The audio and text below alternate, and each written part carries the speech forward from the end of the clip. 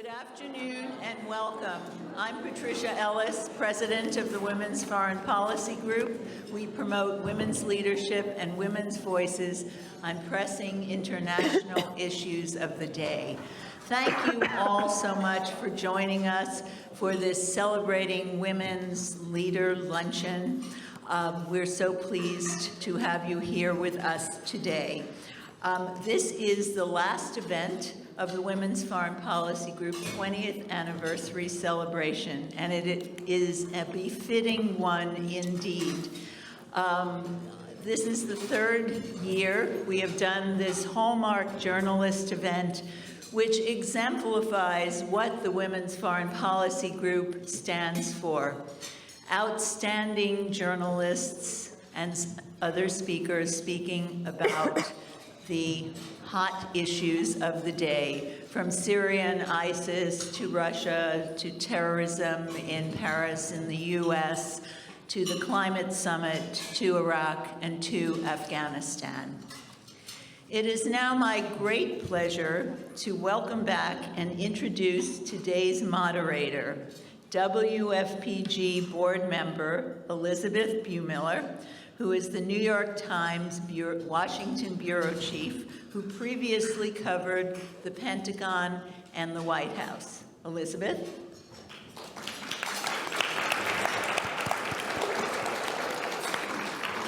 Thank you, Pat. I'm going to stay right here. I'm delighted to be back. This is a wonderful event. Thank you, Pat. Thank you, Ann. And thank you to our panelists. I'm going to briefly introduce you to our panelists. You can read as well as I can, but I have a few things I can add. Here is Helene. She's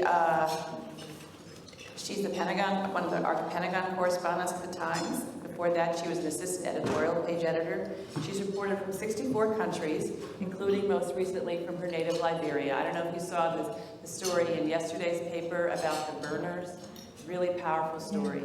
Helene was part of a team this year at the Times who won the Pulitzer Prize for her coverage of Ebola in Liberia.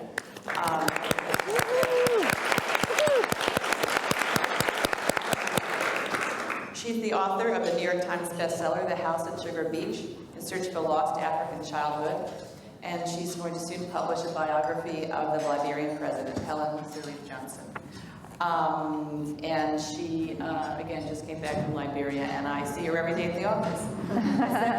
See, what she's not saying is that Hbu Miller is actually my boss. Okay. Our second speaker is Margaret Brennan. She's a foreign affairs correspondent and a White House correspondent for CBS News. I have no idea how she does that. She has been with the Washington Bureau of CBS since 2012. She has been, her reporting on national security and foreign policy has taken her to Iran, Iraq, Afghanistan, and most recently you were at the climate talks in Paris. She was parked in Vienna and then also in Switzerland for a month each during the Iran talks with Secretary Kerry. She's also traveled with Defense Secretaries Carter and Hagel and with Hillary Clinton when she was Defense Secretary. Secretary of State. Our third panelist is Missy Ryan, who covers the Pentagon for the Washington Post. Missy and I used to travel together when I covered the Pentagon. She joined the Post in 2014 from Reuters. She's been posted to Baghdad, Mexico, and Central America. She's reported from Afghanistan, Pakistan, Egypt, Sudan, Yemen, Lebanon, and Libya. She was most recently she just got back from San Bernardino, which I don't know what that has to do with the Pentagon, but we'll talk about that. Very tough story. She was also in Paris reporting on the aftermath of the Paris attacks, and before that was in Libya. So this is quite a group. So I'm going to have everybody talk for 3 to 4 minutes about issues they cover, and I'll ask a few questions myself, and then I'll open it up to your questions on cards. Helene. So thank you very much. It's always great to be here with this group of amazing women and maybe a couple men I see. And thanks a lot, Hbu Miller. Hbu Miller is now the Washington bureau chief of the New York Times, and we're all thrilled to have her. I I totally know how to suck up to my boss. Before I start, did you guys see the photos in the program? Because I just want to point out that Margaret, me, and Hbu Miller have these like pose shots, and Missy has this badass. I'm out in the desert with my sunglasses. And I think I'm wearing a flak jacket. This is ridiculous. So if we ever do this again, can you please? I'm going to send a different picture for me, okay? Both Missy and Margaret, I've traveled with both of them, and we often do these trips where we're following the Defense Secretary and Secretary of State around, and they're always really interesting getting out and just seeing American diplomacy at work around the world. And I think that's sort of one of the things I just wanted to touch on a little bit, because this year has been so in flux, and I think you've seen really just the challenges of America and managing its relationships around the world. We started the beginning of the year with ISIS at front and center, and we're ending it with ISIS at front and center. But I think the evolution of how we view the Islamic State it's really come a long way this year, and now you're having polls that are coming out, including the one that came out yesterday saying that terrorism is now at the #1 concern of Americans, American voters. People think there's going to be another attack here, and that people are more worried now or as worried now as they were right after 9/11. And that's really, I think that's one of the challenges that I have in my job as a Pentagon reporter, is figuring out a way to connect all of these dots. We cover the American military, and I cover the American military, which is one of the most forceful projections of American power abroad that there is. I spent this year on aircraft carriers in the Persian Gulf and with fighter pilots who, I cover a military, Missy and Margaret do as well, that can pretty much do anything it's tasked to. But when you look at the fight against the Islamic State, it can get very frustrating when you're in the Defense Department, because you think you have this very strong military, and its ability to cover these asymmetric threats it's quite limited, and it's limited in part because of the political realities on the ground. It's limited because of the war wariness of an American population that is still, much more wary about going back to war after, more than a decade in Iraq and Afghanistan, and a president who's much more cautious than a lot of the politicians in Washington. And so you're seeing this very methodical strategy unfold, and it's weird to be writing this from the Pentagon, where, there's the capability to go out and do so much, but they, in many ways, sometimes feel like they're stymied and not able to go out and do what they actually could do, because the reality is we don't want to see American troops on. There are very few people who actually want American ground combat troops on the ground in Syria or even Iraq. So a lot of the chatter that you hear right now is all much more about special operators and that sort of thing. It becomes a semantic issue. So it's very challenging as a reporter to figure out how to cover interesting and different ways to cover that. And I think that's one of the things that we all struggle to find new ways of telling the story. I also am, partly because I'm from Liberia, I have a deep interest in the West African story. And after covering the Ebola epidemic in Liberia and Sierra Leone and Guinea last year, I wanted to continue to follow up on that this year. And so I went back. I just came back from Liberia a couple of weeks ago just to look at stories of life after Ebola. Now that the country has gone back down to 0 cases, and how people pick up and move on. And that's been probably one of the most emotionally draining stories I've ever had to cover as a reporter, in part because it's my country, I care so much.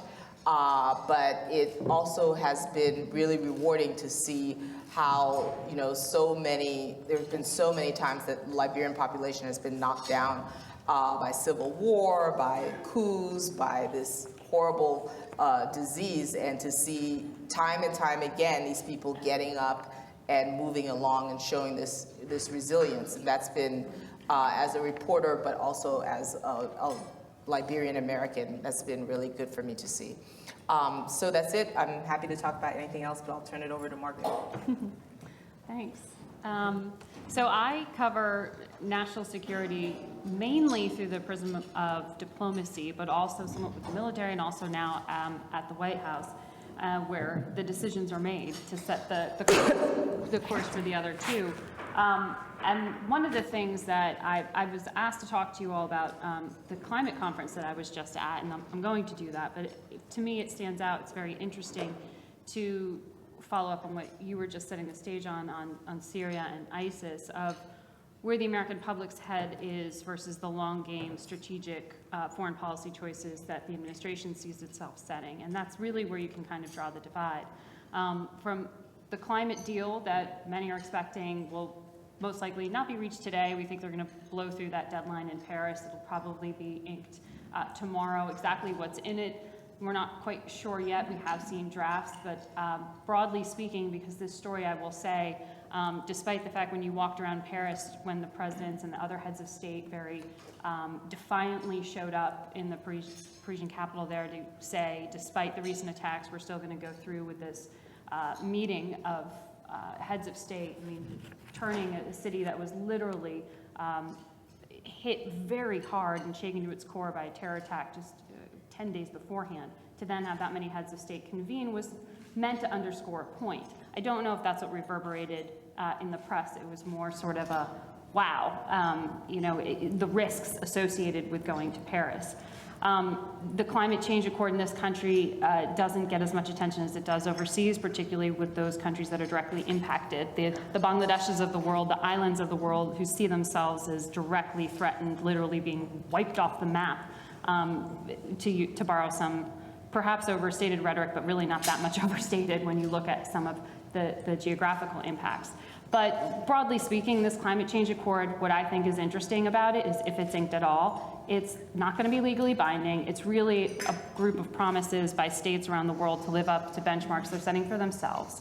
One of the things from a domestic view that I think is interesting is the sensitivity and the need to work with the private sector in this country. The reliance of the administration that has not had the best relationship with Wall Street and the financial sector is in many ways reliant on those private sector entities stepping up to help sort of grease the wheels and get some of the more reluctant countries on board to help take financial risk and basically subsidize some very expensive transitions to green technology down the road for countries that couldn't afford to go there. So what's interesting is you have the two biggest polluters, China and the US, saying, look, we helped create the problem, we're gonna help hopefully create a solution, but you're gonna have a lot of environmentalists out there when you see this released on Saturday saying this does not go far enough. It's not enough, it doesn't do enough, and the administration has already said, we know it's a starting point, at least we got that.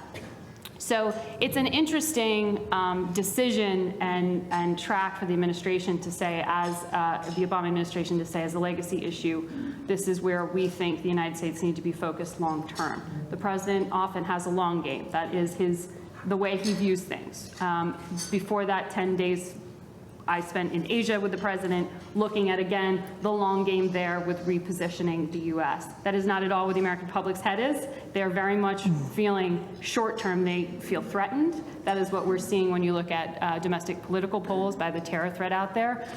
Certainly when you talk to US allies in the Middle East, they also are saying, whoa, we need to talk about the immediate. And now, in the wake of these Paris attacks, you also hear our European allies saying, we need a very immediate response because they do feel threatened. So it's this interesting positioning of the existential threat and the immediate one with the face of terror on it.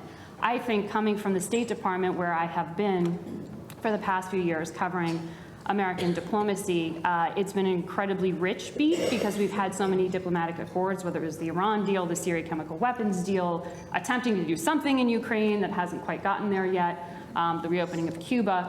But the thing that has been the slow-moving, oncoming, watching it head down the tracks threat has been Syria. And whether it was giving birth to what the administration likes to call one of the most deepest, best funded terrorist groups out there with ISIS, or whether it's the ethnic cleansing that the U.S. has started to talk about, using that term, happening in parts of Iraq and Syria, or whether it's just simply the carnage that you see there that has been ongoing in the 4.5 years of this war. Now you have the administration saying on the way out, look, we've got to start a diplomatic process because we haven't had one. It's a long, long shot, but you will have John Kerry going in the next few days. I believe it's Tuesday, to Moscow to try to get the Russians on board here. They seem to be saying, though they have said it for the past 4.5 years of me covering this story, that Assad's not necessarily their guy, but they want their stake in Syria to continue. The Iranians are going to be the interesting entity to continue to watch here. But you're seeing the Obama administration say, we're going to at least try to start a diplomatic track, because they basically have been at a loss, as many of the world powers have, to figure out how to stop the fighting there that continues to feed the terror threat. So while it's easy to dismiss the diplomatic attempts there because they have not yielded any fruit in the past 3 tries, it's sort of the only game in town at this point.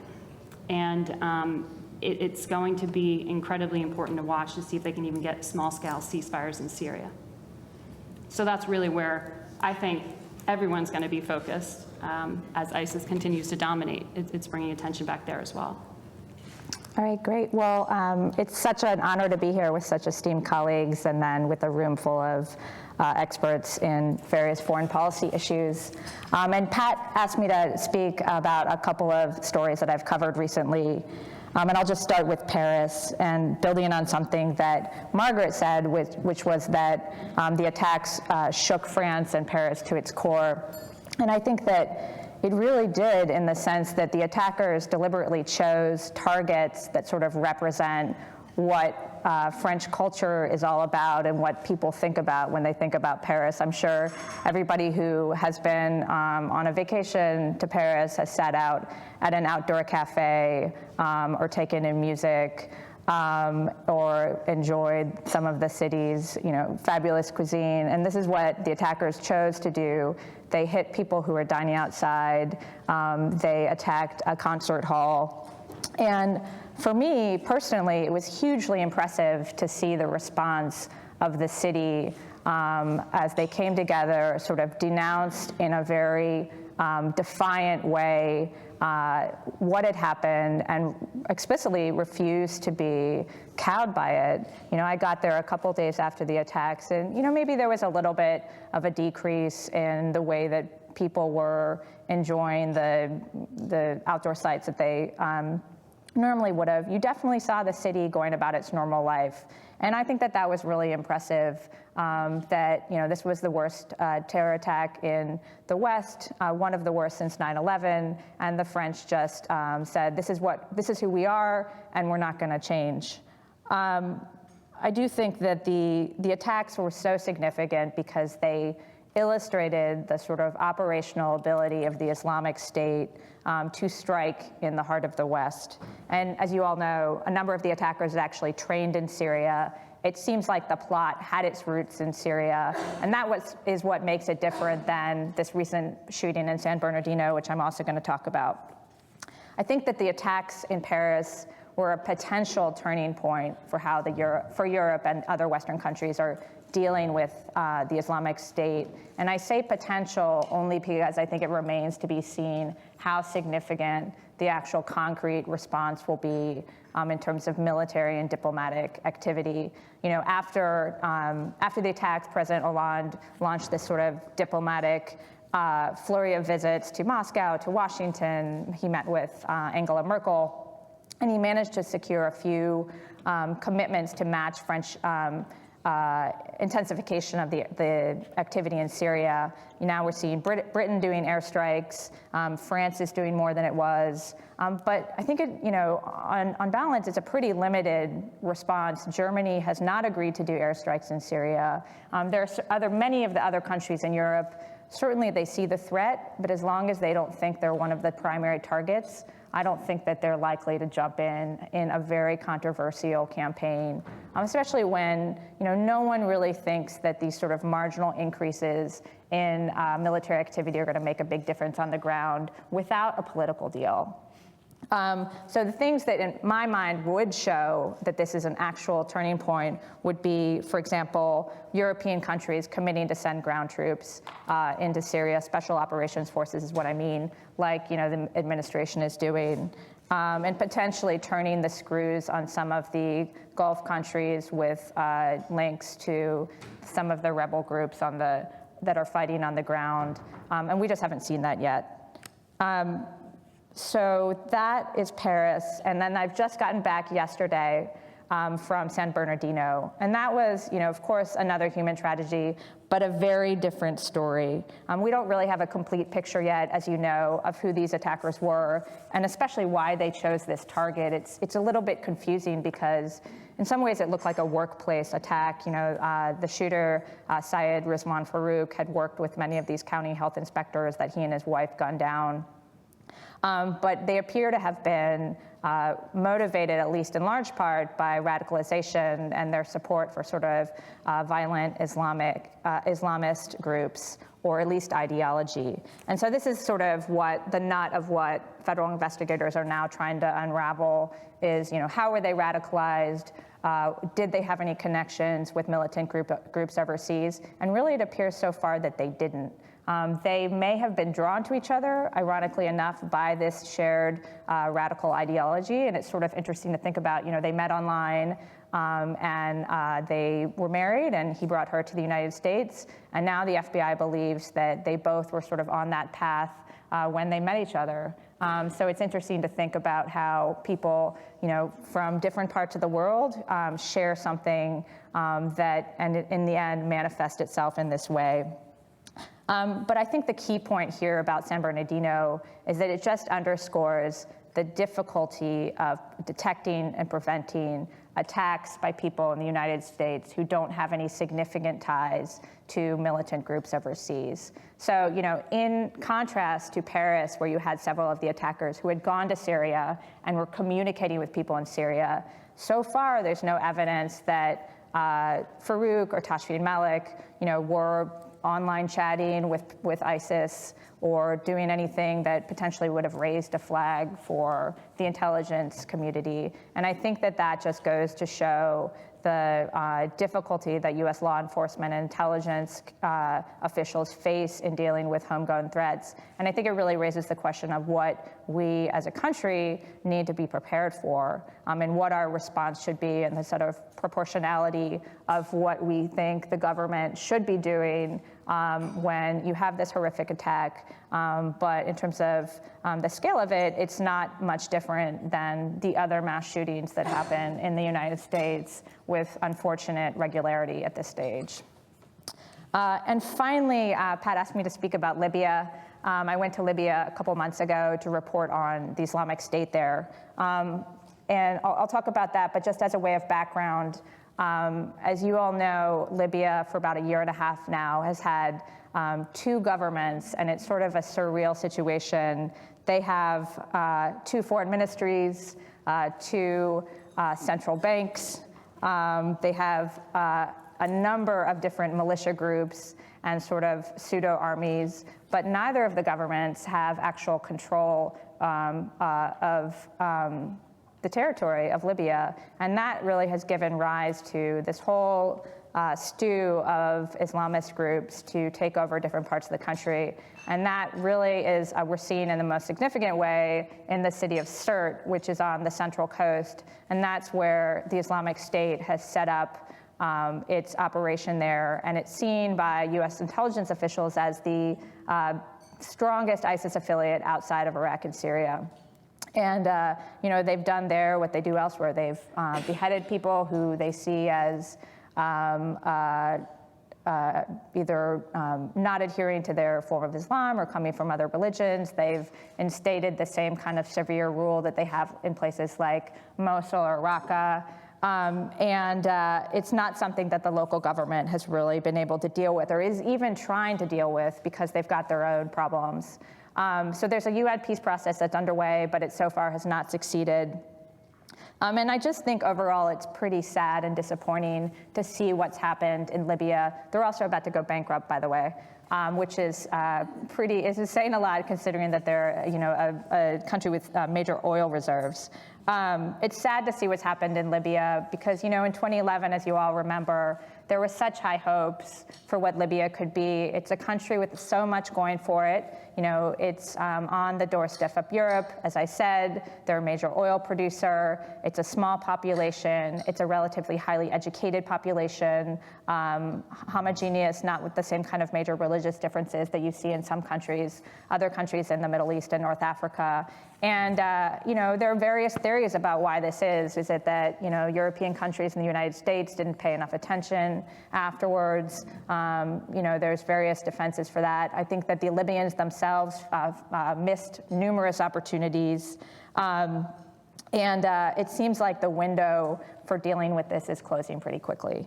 The one thing I would close with on Libya is that while it's not on the same level for European and American policymakers as Iraq and Syria are right now, I think that could change very quickly if there's an attack that takes place in the West that's linked to Libya.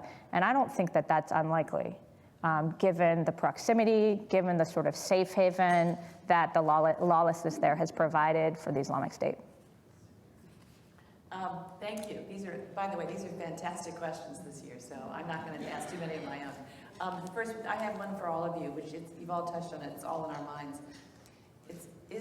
Are Americans right to be as fearful as they are about a terrorist attack in this country, mindful that since 9/11, 45 people in the United States have been killed by terrorist attacks, and tens, hundreds of thousands have been killed with murder, car accidents, so forth. So what do you, I think that they're right to be concerned about the threat that some of these groups pose, given their stated ambition to attack the West and to bring what they brought to Paris to Washington, which I think was one of the statements that was made after the Paris attacks.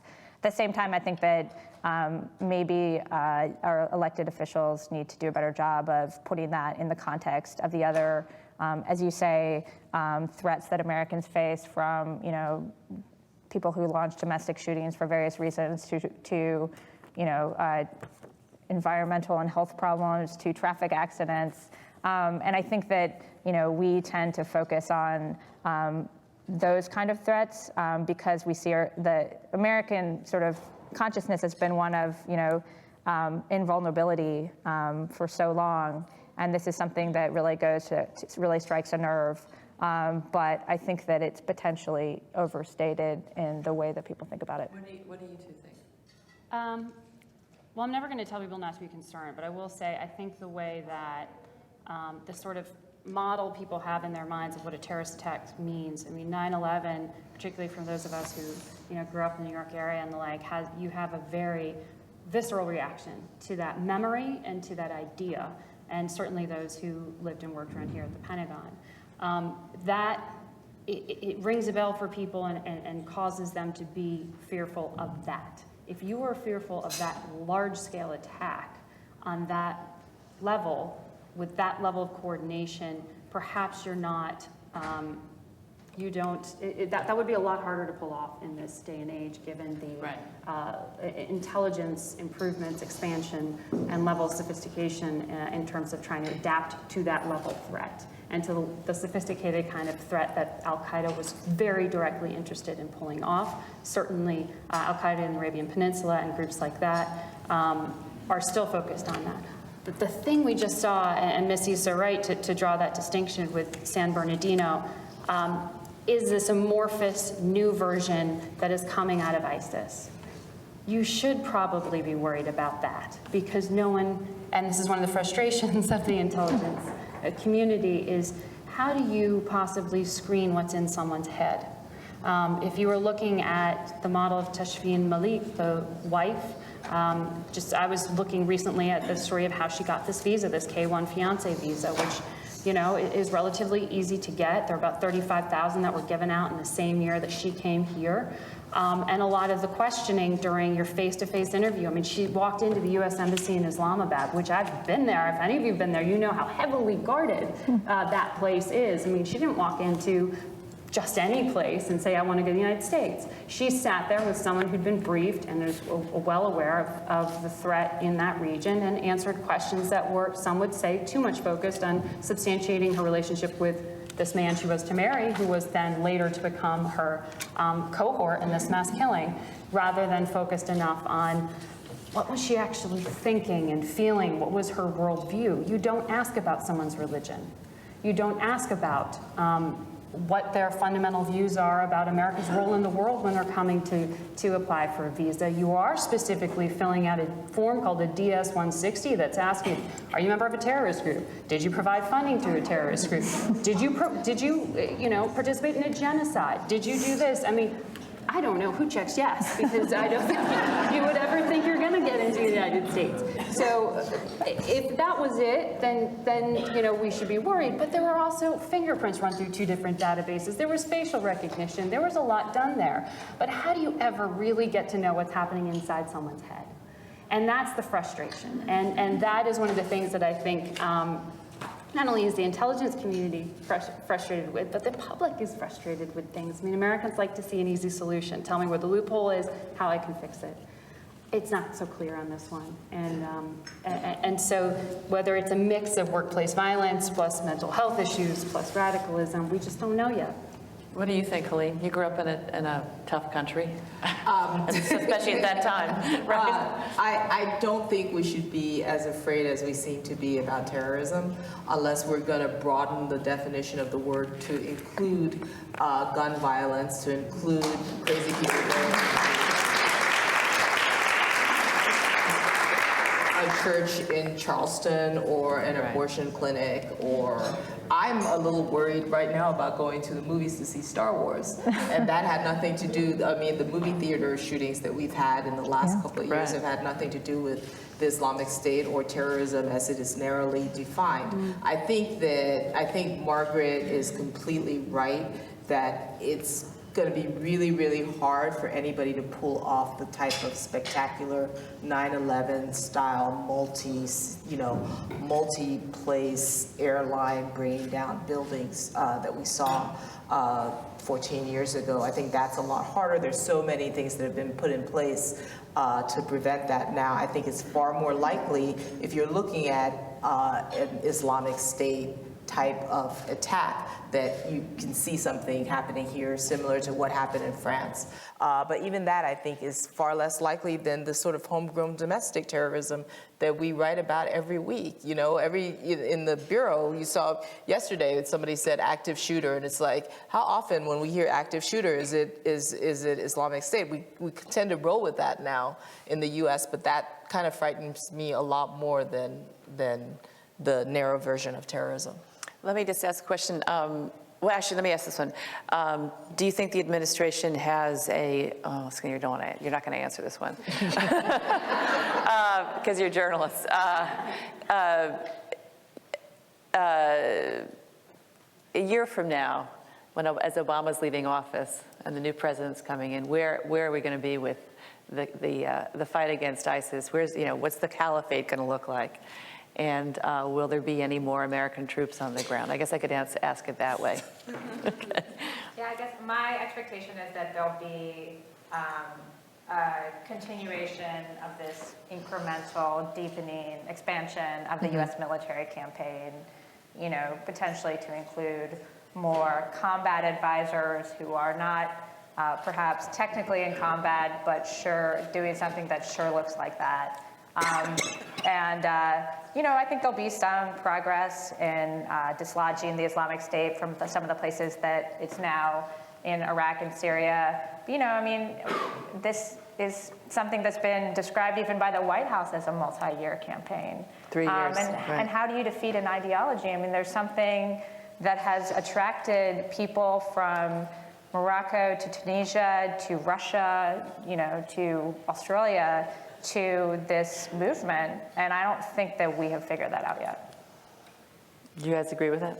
Yeah, I think there definitely will be probably hundreds more special operators on the ground in Syria and in Iraq for the United States. I think you'll see a deepening. I think I'm going to go out on a limb and say the Iraqi army is finally going to take Ramadi. This has been going on for how many months now that they're isolating and about to take back Ramadi? And I think you'll see Mosul, them getting closer to maybe taking back Mosul. I think you'll see progress on the ground in Iraq. I think Syria is up for grabs at this point. I wouldn't go out on a limb with that because I still think that the administration's Syria policy is we're still in the phase where we're trying to figure out what works, and we're still trying. You saw just recently, a couple of months ago, we abandoned the train and equip program, and so now we're trying something else. And I think that's much more influent, and I wouldn't dare to predict where Syria will be. Margaret, let me ask you about, speaking of Syria, you said that Iran's role is going to be very interesting in the talks. Would you like to expand on that? Because I know that Kerry, is very close to Zarif, and their talk, we've reported, right? Yes, we've reported that he is now talking to the Iranians about Syria. Mm-hmm. So where does that go? This is the long game gamble. What happens in Iran the next 10 to 15 years, and that's to a large extent what this responsibility and faith being put in Rouhani and Zarif is about. Rouhani and Zarif, the administration would say, they would say, so I would take them at their word, don't have control of Syria. You have the Iranian regime very siloed, very split within itself, and they don't have that part of the portfolio. So the guys we talk to don't own that. The guys we don't talk to very much own that when it comes to the balance of power on the ground in Syria. Qasem Soleimani or Hezbollah, forces that Iran helps to fund, have been stacking up a lot of losses. They have been very much on the front lines. And if you believe the Russians weren't necessarily winning in a way that gave them confidence that the Syrian regime was going to hold on if the Russians didn't intervene when they did. Bigger picture, I think, from the U.S. point of view, what's going to be interesting is to see whether Zarif and Rouhani can convince the regime, the supreme leader, that they should have some of that portfolio and that there's a value in Iran being involved in negotiations because they can deliver something at the end of it. I don't know. I mean, what we'll see if Javad Zarif shows up in New York City on the 18th of this month for what are supposed to be the next round of Syria talks that are penciled in, not penned in, because no one's even sure what's going to happen in Moscow in the next few days. But I will also say, and this is a little far field, but it's important, I think, for us as journalists to bring up, whether or not Jason Rezaian comes home from Iran and what happens to the Americans who are still being held in Iran is going to have a big impact on what people think this administration achieved with this outreach. So nuclear weapons aside, bigger picture, what happens next to the US and Iran, those Americans are going to be a big part of it, at least in terms of the American point of view. Let me ask another question from a couple of questions from the audience.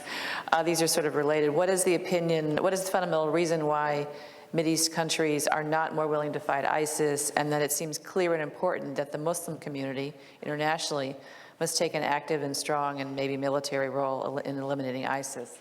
So what do you all say to that? Why is there? I think a lot of the Arab governments are stymied by their street and by their populations, and they have to walk a pretty fine line between, because many of them are autocratic governments that are, any outreach toward the U.S. is viewed with suspicion within their own populations. And I think that's a big part of the caution that you see. I'd toss that over to Missy, because she is, if there's anybody up here who's an Arab specialist, it's her. I would just say that the idea that an Arab government will not intervene militarily without an invitation in another Arab country is sort of an article of faith and has been for the most part for a long time. I think that that comes from this widely shared sense of vulnerability, a mutual vulnerability in that region.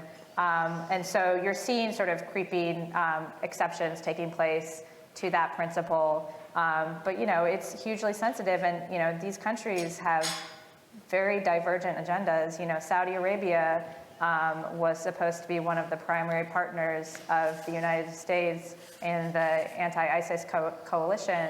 And since the campaign in Yemen has kicked off, I don't believe that they've done an airstrike in months. And the same goes for some of the other Gulf partners. So I think that this is one of the areas of focus that the Pentagon and Defense Secretary Ash Carter is taking on right now, is trying to turn it into, from being a sort of more rhetorical coalition to an actual concrete, real military coalition when you're talking about the Arab and Gulf countries. I would jump in on that and say, turning from the military, which the airstrikes we all are focused on, it's really, many U.S. officials will say, you win a war on the ground, and that's why we're so focused on building this patchwork to finish the fight, right? So who is added to that coalition is in many ways window dressing. It's important, but where the U.S. thinks they actually can get it to pay off with bringing some of the Arab states to the table and putting real pressure on them is on the diplomatic front. They're really putting a lot of push towards the Saudis to say, get the Syrian opposition together, because actually the Russians can deliver Assad before we can deliver an opposition. So it's saying round them up, get this structured. They're putting a lot of pressure on the Saudis there, and Qatar and the Emirates. And they're putting some pressure on the Jordanians to sort of be the keeper of who's okay to sit in the table and who's not. So we may not see Arab troops on the ground, but they're hoping that at least on the diplomatic front, you will see a role. And so that's part of it. This is semi-related, but it's the inevitable Donald Trump question. What impact is his rhetoric on Muslims having on our embassies in the Middle East? I mean, you haven't been there recently, but, well, some of you have, so not since he made the comments, though. But what do you think, or what do you know? I've been to Turkey, I've been to Egypt a few times since he started making those comments. I haven't been out of the country since the latest version, the more ban all Muslims version. I will say, just anecdotally, people ask about this overseas all the time, no matter what country I'm in. If I'm in Asia, if I'm in Europe, can he be president of the United States? And so what's interesting is we don't pay a lot of attention to, this point in the election cycle, if anyone else has an election cycle this long, in other countries, the way that the rest of the world pays attention to what's being said right now in this country at this point in the election cycle. So I do think it has an impact. Can I measure it? Not necessarily, but there is, particularly among radicals out there, that adds some more fuel to the fire of an idea of clash of civilizations, or add just one more hurt to the list of enmity between the West and Islam.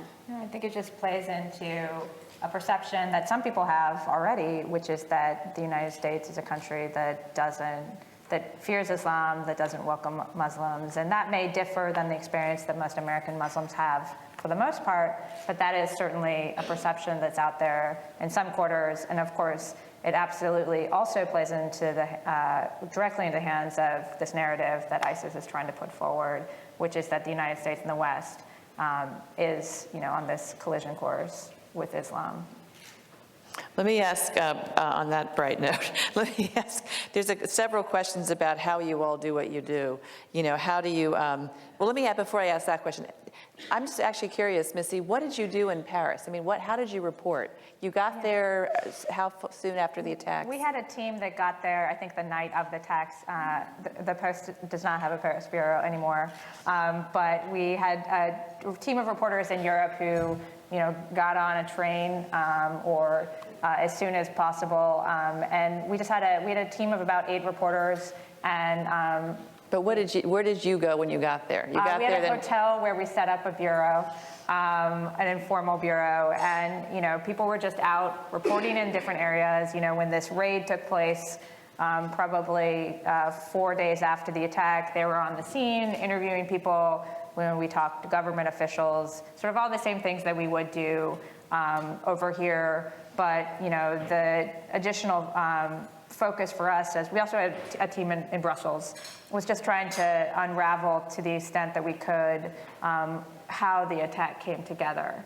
And, you know, you know, we still don't have the full story yet, but it was interesting how quickly the identities emerged. But just to talk about the tradecraft, you got to the hotel, you got to, and then you went out to talk to French officials or you know, you went to, where did you go? So I think people, I always think people like to know this. I personally was in the hotel mostly writing, but okay, there we go, all right. My peers, the other members of the team were, for example, going out and meeting with French law enforcement officials, or going to the scene of, you know, I actually did go out and do some reporting. We did a sort of story reconstructing how the attack came together. And, you know, we went out and visited, you know, one of the hotels where the attackers had rented some rooms in the days before the attack. You know, we were at another of their safe houses across the city. So going and talking to people who may have seen them, things like that. You know, and then in Molenbeek, in the neighborhood in Brussels where some of the attackers had lived, you know, we had people there talking to ordinary people, people who knew the attackers, organizations that dealt with or that deal with trying to like bring people back from radicalization, things like that. You know, we had because we have a Paris bureau, we have we had the INYT in Paris. And, but there, I'm sure were you on the Paris Attacks email chain? Oh my God. Yeah. So every morning we would get, it turns out we had this army of people in Europe. And, you know, a lot of freelancers, a lot of staff people in Paris and other parts of Europe. And there was this email chain called Paris Attacks at nytimes.com. And people would just put anything they found out on it. And you would wake up at 6 in the morning here, of course, everybody up 6 hours earlier in Paris.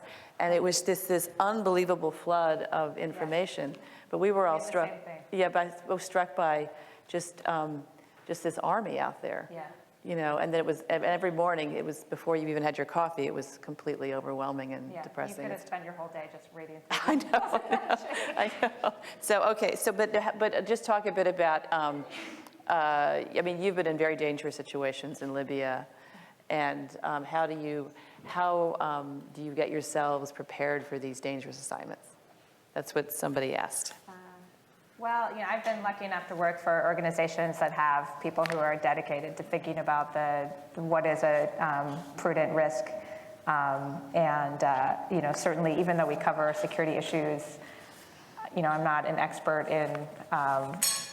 in security myself, and you know, logistics that go along with, you know, keeping a team safe. So basically, we just, you know, try to talk to colleagues. We rely on people who think about, you know, things like anti-surveillance measures, things like that.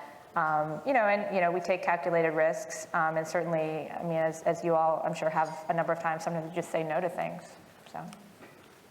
There are a lot of times that we do say no to things. I'm one of the most scared people out there. And I remember going into the Iraq War being terrified. And, you know, the paper at the time sent us to training. We did a week's training on, you know, what to do. And the one thing I took out of that was, you know, any sound you hear, hit the deck. Yeah. And I would, you know, and we were strapped up in flak jackets and all of that. But at the end of the day, you know, what's going to protect you the most is your own common sense.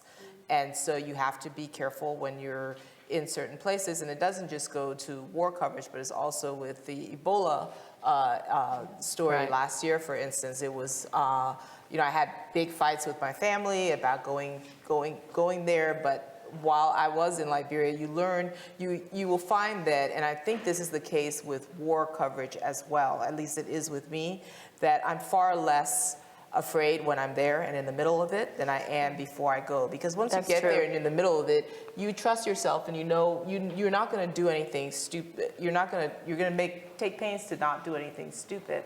And so it's, you know, I think common sense helps a lot. That's true. You worry a lot more before you leave. You see the people who are there living their normal lives. Like, you know, I worked in Iraq, for 20 months, and we had guards, and we had to wear flak jackets going out, but all of our Iraqi staffs, they dropped their kids off at school in the morning before coming to work. They had elderly parents.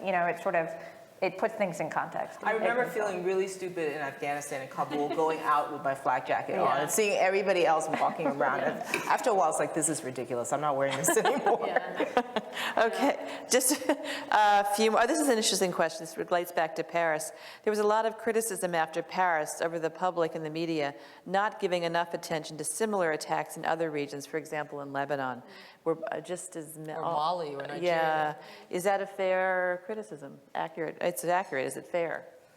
I think it's fair, but I know there's a lot of dispute about that, and I've gotten into arguments with some of my, with other colleagues. I think it's completely fair. I often feel as a West African that some lives are valued more than others. And this is something that I carry with me day in and day out, but I know that there's also another point of view, which is that we're the West and we have more in common with Paris, and it's natural that we're going to focus on that more. So I think you can come anywhere, you can land anywhere on that line, but I certainly felt, particularly given that Paris happened so close to Beirut, and then Mali came right after that. And I think with Mali, it was like one day that we're all, and then it went away immediately. Right. It's like we didn't care anymore. And Nigeria had happened as well, and that actually bugs me. Yeah, I mean, those attacks are happening multiple times a day in a place like Syria. Yeah. And it doesn't register. No. And I think that's just a weird filter in some ways that editors build up and reporters build up when you're tracking something day in and day out. I think in terms of the visceral reaction of the public, part of that reaction to Paris was also sort of, oh, this is a functioning, well-structured state with a very capable intelligence and security service. Whoa. Right. Yeah. In a way that people don't have that view of other countries necessarily. So there was a seeing, wow, that's a real threat versus, the value of life, because I really hope that's not true. But I do think, and I see that, with other stories too. It's hard to register sometimes for people the level of carnage that you see in other countries on a daily basis, and it doesn't make the news. I've got like a minute left. So quickly, you say there'll be a climate deal Saturday, we think. That's a prediction, yes. And is it going to be toothless, or is it going to be way better than Copenhagen? I didn't cover Copenhagen, Right, but right. having read up, I think a lot's going to be decided in the last 24 hours, Right. because in the draft that was released, there were a lot of brackets that were sort of unfinished. The goal going in was set a very hard target of no more increase in temperature beyond, like, in Celsius terms, like 2 degrees Celsius, roughly 3.6 degrees Fahrenheit. The whole aim being limit greenhouse gas emissions, which are blamed for global warming. It doesn't sound like it's going to be necessarily enough for environmentalists and necessarily as stringent as some had hoped going in. But as I said, there is sort of this self-reporting, self-monitoring aspect to this deal where you might see countries follow through on some of that. But it's not going to be legally binding. Congress is not going to have a say. Administration's not asking because I know they can't get it anyhow. So it is a little bit of a leap of faith in some bits, but that's why I highlighted that private sector role, because that's one of the more tangible things where you're getting pledges of money and financing to help set up a transition for countries like who've been a little bit more reluctant. Okay, thank you. My time is up. Your time is up. Thank you, all of you. Thanks to you. What a scintillating discussion. Thank you, Elisabeth, Helene, Margaret, and Missy. We hope you'll come back soon. I know our audience learned a lot, and we're much smarter and more informed than when we started today. Thank you for being here.